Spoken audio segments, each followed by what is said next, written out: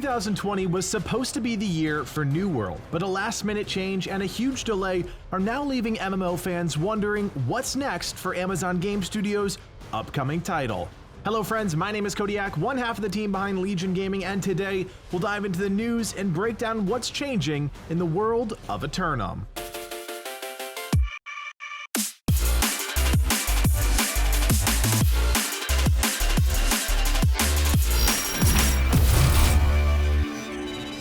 MMORPGs are a shadow of their former self, but there is still a silent majority out there waiting for the next big adventure to begin.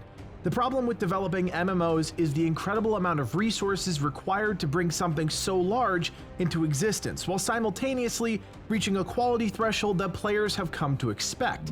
Back when the first MMOs were released, this wasn't an issue because the experience was new, and regardless of janky systems or unfinished content, the experience was fresh, which allowed developers to continue their work without the fear of losing their audience, and thus the funds needed to keep developing their games. Fast forward a decade or so later, and Amazon Game Studios is announced, with a vague promise of delivering the next big MMO experience.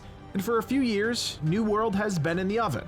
Things have changed, and if you've followed any of the dozens of channels covering the progression of the game, you're probably well aware, but let me give you the Cliff Notes version. New World was slated as a full-loot PvP MMORPG, but after some alpha testing and some loud voices in the budding community, the AGS team pulled a 180 and changed course. Now keep in mind, all of this happened in January 2020, with the game's slated release set for May 2020.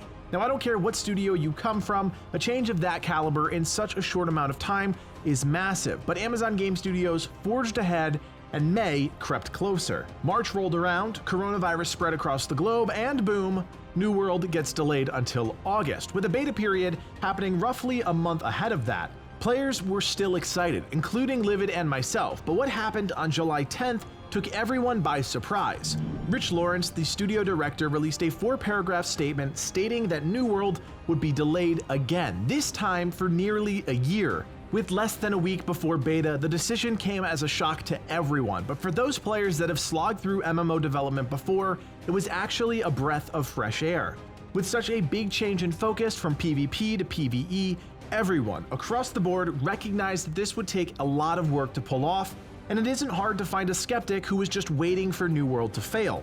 With this new timeline, the Amazon Game Studios team has given themselves the breathing room to create the PvE-focused experience that they want, focusing specifically on the middle and endgame loops, which are critical to the long-term success of any MMORPG.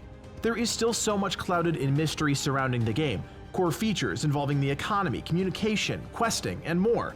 But with this new window, the team has more opportunities to communicate new features to potential players.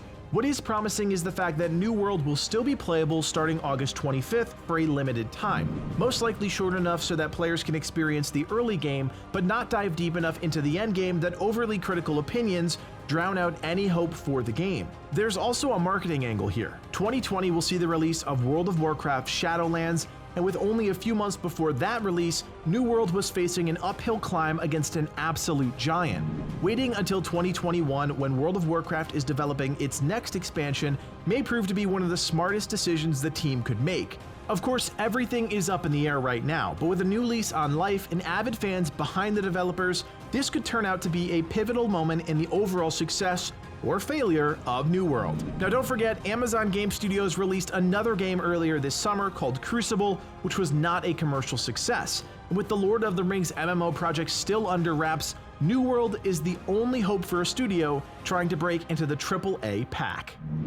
We are incredibly excited about covering New World starting in August. Livid and myself have thousands of combined hours of MMO experience under our belts, and we cannot wait to dive into the world of Eternum and bring new content to you.